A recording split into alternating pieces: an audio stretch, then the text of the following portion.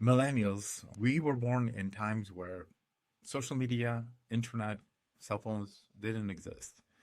We had to learn how to survive pretty much on the streets or by reading tons of books and doing everything ourselves. And knowledge was very limited. And then explosion happened in our society, and internet happened, cell phone connection, and we became interconnected. With that being said, we had to learn and relearn everything all over again and to fit into the new age of society and more advanced civilization that we became. Now, then AI came into play. That is a brand new thing that we are still trying to wrap our heads around. Now, there's one thing. When all that happened, we became unwillingly squished into two generations that are very complete, more or less. Boomers that have everything done, they don't really care about AI. They don't care about the social media that much. They don't care about anything. They already have their money. They have their pensions. They have their homes that they bought for pennies. And then we have Gen Z that were born into all of this. For them, AI, cell phones, internet, they don't know the time that it didn't exist. Now, we started going to school when none of that existed. We graduated when it was starting up, and when we were already looking for jobs, the skills that we had, well, they were taking over, or they were so behind that we had to figure out, what am I going to do? There are new skills that I need to learn. I just spent 4 years studying in university. What to do? I spent so much time. I'm in debt. What's happening? Now, with that being said, then lots of us, millennial men especially, because with us, there are different layers of pressure: societal, parental, friends, relationships, and career. All of that add to our decision making. But do you know why our decision making becomes very difficult sometimes? Is because everything is based on feelings.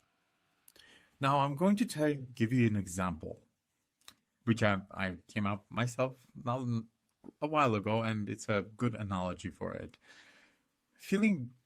Trying to feel ready to do something is like, imagine train going fast and you're trying to get on it by jumping on it.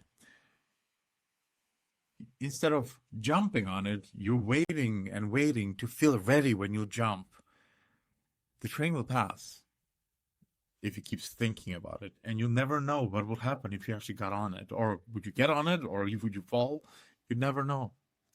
The feeling is a singular thing that stops us from achieving and becoming the best versions of ourselves. But because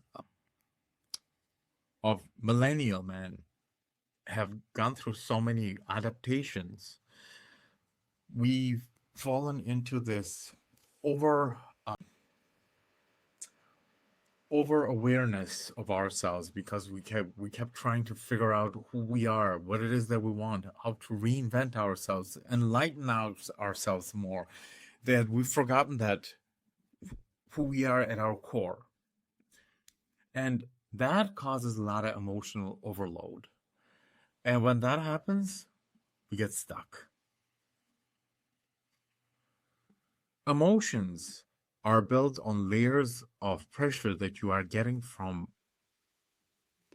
outside that creates this inner inability to fulfill your own true calling, because you automatically start to weigh your options, what it is that would be the best to do in this situation, to do that in.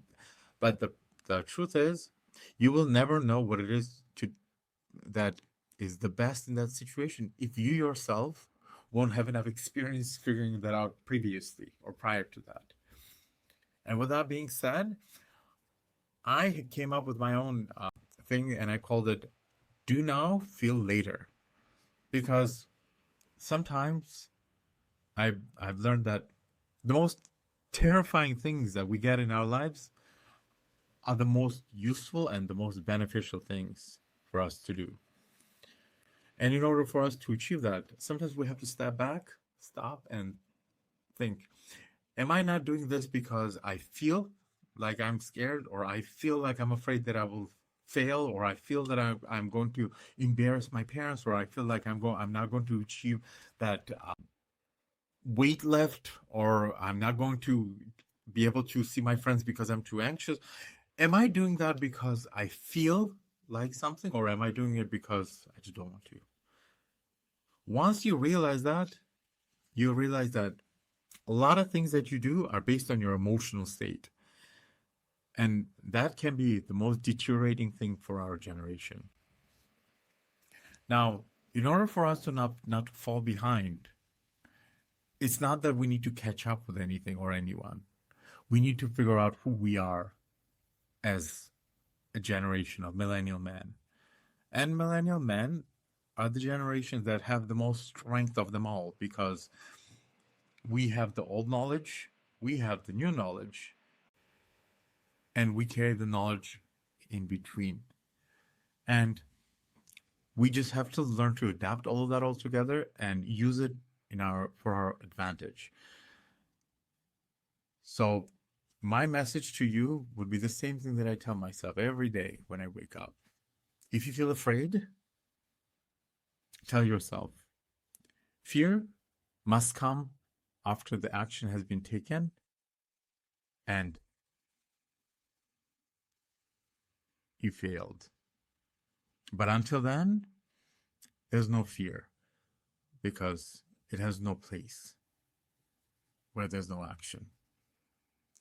So I hope you'll join me in my journey, and I hope we'll be able to build this community together.